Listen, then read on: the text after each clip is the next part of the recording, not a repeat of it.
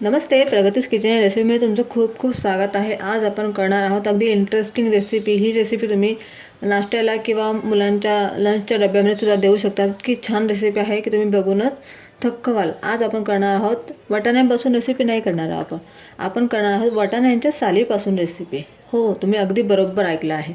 आपण ह्या सालींचा उपयोग करूनच आज छान अशी रेसिपी करणार आहोत। तर तुम्हाला ही कशी करायची मी दाखवते। आपण वाटाणे बाजूला ठेवूया आणि तुम्हाला मी दाखवते ह्या सालीपासून आपण कशी रेसिपी तयार करणार। तुम्ही कधी पण वाटाणे विकत आणणार तर तुम्ही साल फेकून देणार नाही, ही माझी खात्री आहे। तुम्ही ही रेसिपी पाहिल्यावरती तुम्ही नक्की ही रेसिपी ट्राय करणार आणि ह्या सालीचा सुद्धा तुम्ही उपयोग करून घ्याल। तर आता मी इथे 250 ग्राम वाटाणे घेतले होते, त्याचे मी असे साल काढून घेतले। त्याच्यामधले तुम्हाला असे जे पांढरे पांढरे वाटतात ना ते आपल्याला फेकून द्यायचे आहेत, ते जास्त घ्यायचे नाहीत। जे असे हिरवे असतात ना व्यवस्थित छान टवटवीत ते आपल्याला शेंगाचे साली असे बघून घ्यायचे आहेत। हे बघा अशा पद्धतीने। आणि जे जास्त पांढरे किंवा जे सडलेले असतील ते आपल्याला काढून टाकायचे आहेत। अशा पद्धतीचे आपल्याला साल घ्यायचे आहेत। तर पहिल्यांदा आपण हे स्वच्छ धुवून घेऊया एका पाण्याने, 1-2 पाण्याने, मग तुम्हाला पुढची रेसिपी दाखवते। आता आपण असं एक भांड्यामध्ये याला स्वच्छ धुवून घेऊया 1-2 पाण्याने, म्हणजे याच्यातलं पूर्ण जेवढी पण घाण असेल। आणि शक्यतो घेताना व्यवस्थित आपण जे वाटाणे निवडतो ना तेव्हा चांगले वाटाणे असलेले साल घ्या। जे खराब असतील वाटाणे ते साल घेऊ नका आणि अगदी टवटवीत हिरवेगार असतील ना ते साल घ्या। त्याचं रेसिपी बनवल्यावर ती छान लागते। आणि खराब जे साल तुम्हाला दिसतील ते तुम्ही काढून टाका। हे बघा अशा पद्धतीने मी सगळे व्यवस्थित धुवून घेते साल। हे बघा या सालीला मी स्वच्छ धुवून घेतलेलं आहे 1-2 पाण्याने। आता आपल्याला काय करायचं आहे, ह्या सालींचे जे देठं असतात ना आणि ज्या शिरा असतात ते पुढे आपल्याला अशा काढून घ्यायच्या आहे अशा पद्धतीने व्यवस्थित। हे बघा अशा शिरा ह्या निघतील ते आपल्याला काढून टाकायचे आहेत व्यवस्थित। आणि ह्या शेंगा आपल्याला वेगळे ठेवायच्या आहेत। अशा प्रकारे आपण सगळ्या सालीचे असे शिरा काढून घेऊया। म्हणजे आपण जेव्हा जी पण रेसिपी करू त्याच्या जे शिरा आहेत त्या अशा मध्ये येणार नाहीत आणि तुम्हाला खराब जो वाटेल ते पण तुम्ही बाजूला काढू शकता। अशा पद्धतीने आपण हे बघा आपोआप ते शिरा निघतात दोन्ही साईडून। आणि खराब वगैरे वाटलं तर बाहेर काढून ठेवायचे। अशा प्रकारे मी पूर्ण सालींच्या अशा शिरा काढून घेते। हे बघा मी सगळ्या सालींच्या अशा शिरा काढून घेतलेल्या आहेत। तिथे 2 माझे ह्या साली अशा खराब वाटल्या मला, मी काढून टाकलेल्या आहेत। त्या एवढ्या शिरा निघाल्या आहेत। अशा प्रकारे आधी व्यवस्थित हे मी साफ करून घेतले। तुम्ही पाहू शकताय किती व्यवस्थित साफसुथरं दिसतं। अशा पद्धतीने तुम्हाला सगळे सालींचे शिरा अशा काढून घ्यायचे आहेत आणि असे साल तयार करून घ्यायचे आहेत। हे आता आपल्याला हे टाकून द्यायचं आहे आणि याची पुढे प्रोसेस करायची। आता मी गॅसवर एक कढई ठेवली, कढईत पाणी टाकलेलं आहे मी असं बुडतं। पाण्याला आपल्याला छान उकळी येऊ द्यायची आहे। पहिले पाण्यामध्ये आपण मीठ टाकून घेऊया। इथे मी 1 चमचा मीठ टाकते पाण्यामध्ये आणि आपल्या पाण्याला आपण छान उकळी येऊ देऊया। बघा इथे पाण्याला मस्त उकळी आलेलं आहे। पाण्यानं उकळी आल्यानंतरच आपण हे आपले जे साल आहे वाटाण्याचे ते टाकायचे आहेत। आणि यांना छान अगदी एकदम पण जास्त ओव्हरकुक नाही करायचे, थोडंसं असं आपल्याला नखाने तोडता येईल असं इतकं आपल्याला याला शिजवायचं आहे या पाण्यामध्ये। आता आपल्याला थोडंसं याला झाकून ठेवूया आपण 5-1 मिनटं आपण याला शिजवून घेऊया। हे बघा 5 ते 7 मिनटं झालेले आहेत। आता आपण गॅस बंद करूया आणि चेक करूया। आपल्याला जसं ओव्हरकुक करायचे नव्हते, फक्त आपल्याला हे बघा तुम्हाला दाखवते मी एक असं नखाने तुटेल इतपत आपल्याला ह्या शिजवायच्या आहेत। आता हे झालेले आहेत, आपण एका चाळणीमध्ये काढून घेऊया यांना। हे बघा सगळ्या शेंगा मी चाळणीत काढून घेतलेल्या आहेत। आता ह्या खूप गरम आहेत, आपल्याला थोडं थंड होऊ द्यायच्या या, मग आपण पुढची प्रोसेस करूया। हे बघा आता वाटाण्याच्या साली एकदम छान थंड झालेल्या आहेत। आता आपण याला एका मिक्सरच्या भांड्यावर ट्रान्सफर करूया।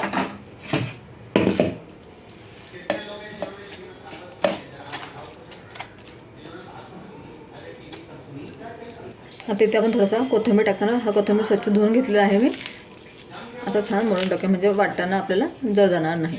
याच्यामध्ये आपण टाकणार आहोत थोडीफार कढीपत्त्याचे पाने, हे पण स्वच्छ धुवून घेतलेले आहेत मी।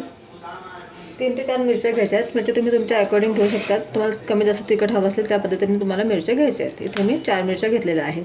थोडं चटपटी अगदी छान लागतात। जर तुम्हाला तुमच्या घरी लहान मुलं खाणार असतील तर तुम्ही थोडं कमी तिखटही करू शकता।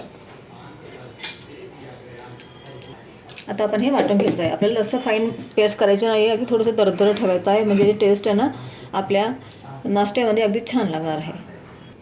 थोडंसं आपण याच्यामध्ये 1-2 घोट पाणी टाकू शकतो, म्हणजे अगदी पेस्ट चांगली होईल। हे बघा इथे वाटून घेतलेलं आहे मी, तुम्ही पाहू शकताय आता वाटल्यावरती पण तुम्हाला थोड्याशा म्हणजे शिरा दिसतीलच हे बघा. त्या शिरा आपोआप थोड्याशा वरती येतात अशा. तर आता आपण काय करायचं आहे, याला थोडंसं चाळणीमध्ये गाळून घेऊया आपण. म्हणजे ज्या पण एक्स्ट्राच्या शिरा उरल्या असतील आपल्या सालीमधले त्यासुद्धा निघून जातील आणि याची छान अगदी व्यवस्थित एकसारखी प्युरी तयार होऊन जाईल.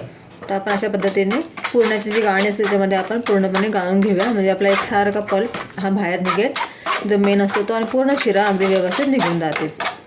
किंवा तुम्ही डायरेक्ट टाकू शकता, पण डायरेक्ट टाकल्यानंतर काय होईल, हे जे शिरा जे आहेत ना दाताखाली अडकतील आणि ते खायला बरोबर लागणार नाही. त्यामुळे तुम्ही ही प्रोसेस नक्की करा. बघा अशा पद्धतीने हे पूर्ण तुम्ही हातानेही करू शकता. आता मी हातानेच करते. हे बघा पूर्ण जे आपण शिरा आहेत एक्स्ट्रा ते सगळ्या जो चोथा आहे तो निघून जाईल आणि आपल्याला जे हवा याच्यातलं कॅल्शियम सालीमधलं ते सगळं आपल्याला मिळेल मस्तपैकी. आणि अशी मस्तपैकी यायची हे बघा, हे सगळं आपल्याला हे चोथा काढून टाकायचं आहे. तर मग हा काय होतं, दाताखाली आला तर चांगलं लागणार नाही. त्याच्यामुळे हा आपल्याला टाकून द्यायचा आहे. तुम्ही पाहू शकता हे पूर्ण पिळून घेऊया आणि हा भाग आपल्याला फेकून द्यायचा आहे. आता या भांड्यात थोडंसं पाणी टाकून मी हलवून घेते. आणि हे सुद्धा आपण जास्त पाणी नाही टाकलेलं, मी 1-2 चमचे टाकलं होतं, ते पण आपण याच्यामध्ये गाळून घेऊया व्यवस्थित. हे बघा अशा पद्धतीने.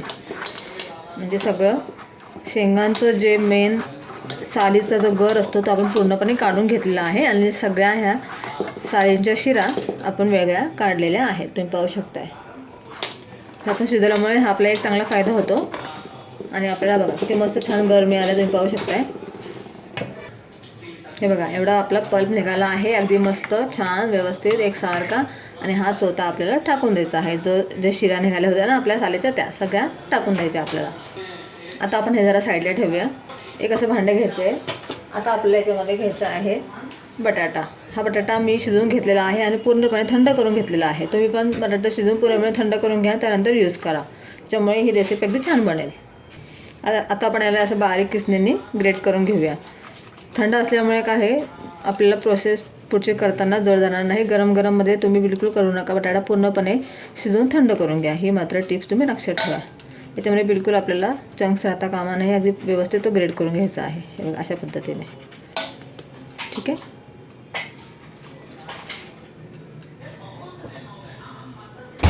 आता आपण याच्यामध्ये टाकणार आहोत लाल तिखट. तुम्ही तुमच्या चवीनुसार टाका. थोडीशी हळद, थोडासा पाव चमचा गरम मसाला, थोडंसं हिंग टाकूया आपण, जिरा पावडर 1 चमचा, बडीशोपची पावडर 1 चमचा, 1 चमचा ओवा घेऊया. तो आपल्याला असा हातावर चुरून टाकायचा आहे, त्यामुळे छान टेस्ट येणार आहे. 1 चमचा कसुरी मेथी घेऊया, अशा हातावर चुरून टाकूया आपण तिला, याची पण छान टेस्ट येईल.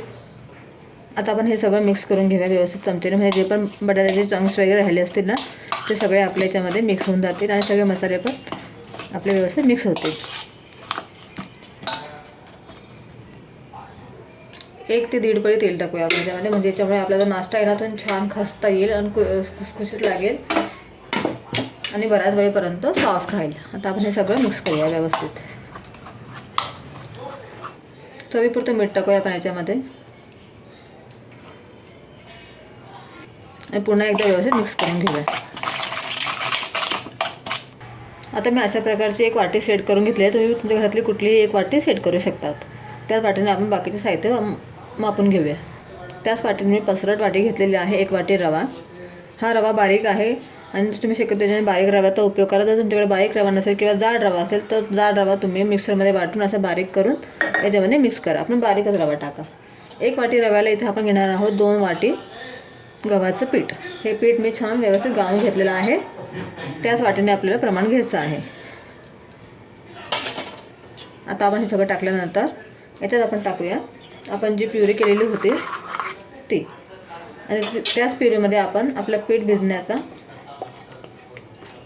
प्रयत्न करूया. जर लागेल तर तुम्ही थोडंसं पाणी ॲड करू शकतात, पण जर लागेल तरच टाका, नाही तर ॲड करू नका. शक्यतो याच्यामध्ये भिजलं जातं. जर लागेल तर तुम्ही 1-2 चमचे असं पाणी ॲड करू शकतात. आपल्याला मीडियम टू सॉफ्ट असा डो तयार करायचा आहे. म्हणजे आपल्याला छान याची पुरी किंवा तुम्ही पराठेसुद्धा बनवू शकतात. आणि अगदी छान टेस्टी लागतो. कोणाला वाटणार पण नाही की तुम्ही हे वाटाण्याच्या सालीपासून तयार केलेली रेसिपी आहे. अगदी टेस्टी लागते आणि खूप छान लागते. ह्यापुढे तुम्ही कधीच वाटाण्याची साली असं टाकून देणार नाही. अशा पद्धतीने तुम्ही रेसिपी तयार करणार. हे बघा, मला बिलकुल पाणी टाकायची गरज पडलेली नाही आहे. आपण ज्या थोडंसं पाण्यामध्ये ते साली वाटलेल्या होत्या तेवढंच पाणी मिळायला लागलेलं आहे. अशा पद्धतीने आपल्याला मीडियम टू सॉफ्ट डो तयार करून घ्यायचा आहे. मी व्यवस्थित मळून घेते. जर तुम्हाला डो जास्त पण असा सॉफ्ट वाटला तर तुम्ही त्यामध्ये थोडंसं गव्हाचं पीठ ॲड करू शकता. मला थोडं सॉफ्ट वाटतं माझा डो, म्हणून मी थोडंसं इथे पाव वाटी गव्हाचं पीठ अजून टाकते आणि परत टाकून याला मिक्स करते.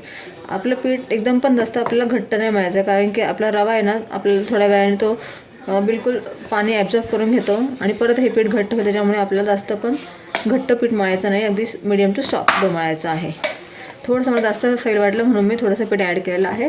तरी पण तुम्ही याची कन्सिस्टन्सी पाहू शकताय, जास्त घट्ट पण नाही आहे.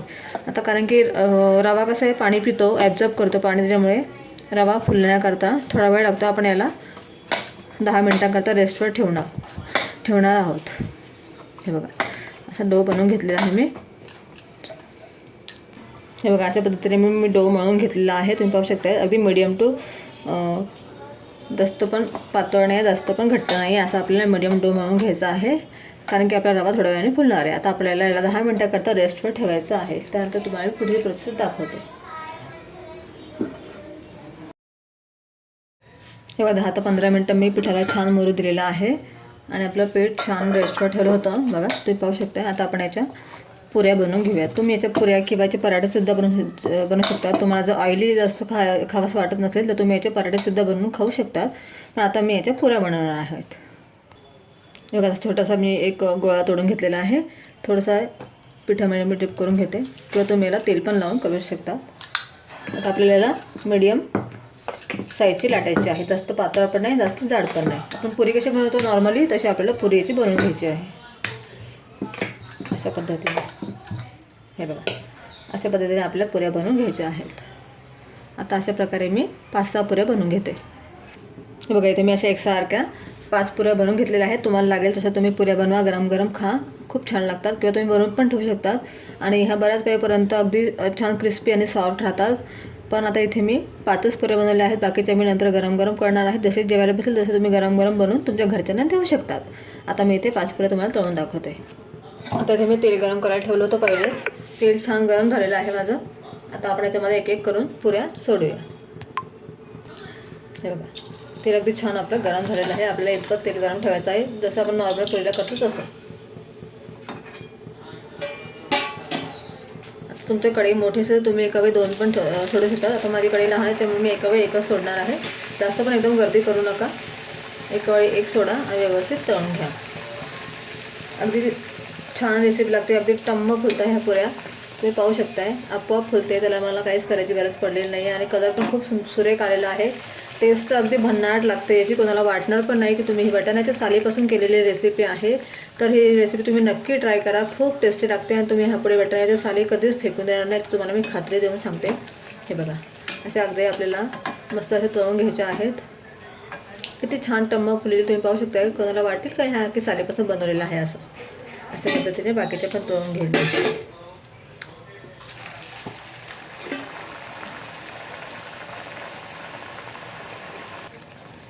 बघा, दुसरी पण आपली अगदी मस्त टम्म फुललेली आहे.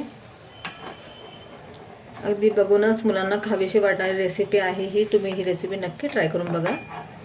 अशा पद्धतीने मी सगळ्या ज्या लाटलेल्या पुऱ्या आहेत त्या पूर्ण तळून घेते. हे बघा, इथे मी 5ही पुऱ्या तळून घेतल्या. तुम्ही पाहू शकता, पुऱ्या तळायला मला तरी 5-1 मिनटं झालेली आहेतच. तरीसुद्धा ह्या पुऱ्या अगदी टम्म फुललेल्या आहेत आणि किती सुंदर दिसत आहेत. तुम्हाला कोणाला वाटणारसुद्धा नाही की ह्या पुऱ्या आपण सालीपासून बनवलेल्या आहेत. तुम्ही ही रेसिपी पाहिलीच असेल. अगदी मस्त आणि सॉफ्ट बनतात. हे बघा, आतमध्ये बघा किती छान दिसते. टेक्स्चर पण किती मस्त आलेलं आहे आणि खायलासुद्धा खूप टेस्टी लागतात. तुम्ही नक्की ही रेसिपी ट्राय करा. आता गरम आहे म्हणून जरा नरम वाटते ती वरतून, पण जेव्हा थंडी होईल तेव्हा वरतूनसुद्धा छान क्रिस्पी होईल पुरी. मुलं तुमच्या अगदी आवडीने खातील. तुम्ही नक्की ही रेसिपी ट्राय करून बघा आणि मला ही रेसिपी आवडल्यास तुम्ही नक्की कमेंट्स करून सांगा की तुम्हाला ही रेसिपी कशी वाटली.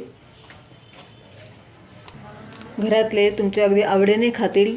खाताना कोणाला वाटणार नाही की सालीपासून केलेली आहे अशी. नक्की ही रेसिपी ट्राय करा. रेसिपी आवडल्यास लाईक, शेअर, सबस्क्राईब करा आणि कमेंट्स करायला अजिबात विसरू नका. तुम्हीसुद्धा अशा प्रकारे बनवून बघा.